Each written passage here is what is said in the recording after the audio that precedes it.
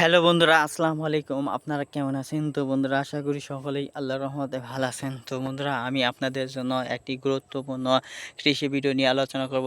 আজকের এই ভিডিওটি থেকে বন্ধুরা আপনারা অনেক কিছু শিখতে পারবেন, জানতে পারবেন। তো তার হচ্ছে বন্ধুরা, যারা বিভিন্ন ধরনের ডাক্তার কাছ থেকে, বিভিন্ন ধরনের কবিরাজদের কাছ থেকে ওষুধ সেবন করতে করতে কিনে আনতে আনতে বন্ধুরা তাদের অনেক টাকা নষ্ট ও জলে ফেলেছেন, তারপর আপনাদের সমস্যা থেকে মুক্তি পাচ্ছেন না, তাদেরকে বলবো আপনারা স্ক্রিনের মধ্যে যে উম, গাছটি দেখতে, একটি গাছ বলা হয় শিমুর গাছ। তো বন্ধুরা, এই শিমুর কিন্তু বিভিন্ন ধরনের জাত রয়েছে। একটি হচ্ছে দেশীয় জাতির শিমুর, একটি হচ্ছে বনু শিমুর, আরও বিভিন্ন ধরনের শিমুর রয়েছে।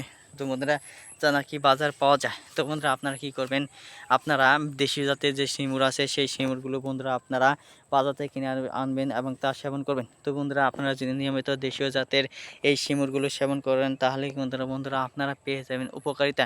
তো বন্ধুরা, আপনারা কেমন উপকার পাবেন তা আজকে আমি বলে দিচ্ছি। তো বন্ধুরা, এই যে শিমুরের পাতাগুলো দেখতে পাচ্ছেন, তো বন্ধুরা এই যাদের নাকি প্রচুর পরিমাণে দাউদ রয়েছে, তো বন্ধুরা এই দাউদের চুলকানি, খাওয়ানি খাওয়াতে দেখেছে। তো বন্ধুরা, আপনারা কি বলছেন, দম বন্ধ হয়ে যাচ্ছে। ফলে বন্ধুরা আপনারা বিভিন্ন কবিরাজদের, বিভিন্ন ডাক্তারের কাছ থেকে ওষুধ সেবন করছেন, তারপরও বন্ধুরা দাউদ ভালো হচ্ছে না। আমি তাদেরকে বলবো, এই দাউদ ভালো করতে চাইলে বন্ধুরা অবশ্যই আপনারা যে শিমুরের পাতাগুলো দেখতে পাচ্ছেন, এই শিমুরের পাতাগুলো কি করবেন বন্ধুরা, ঢলে নেবেন হাত দ্বারা।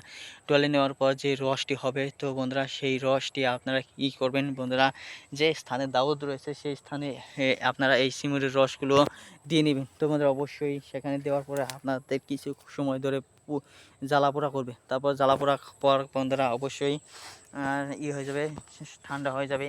তারপর বন্ধুরা আপনারা কি করবেন, নিয়মিত শুধু একদিন 2 দিন দিলেই হবে না বন্ধুরা, অবশ্যই আপনাকে নিয়মিত দিতে হবে। ধন্যবাদ। তাহলে কিন্তু বন্ধুরা আপনাদের দাউদ ইনশাআল্লাহ আল্লাহর রহমতে ভালো হয়ে যাবে। ধন্যবাদ আপনাদেরকে।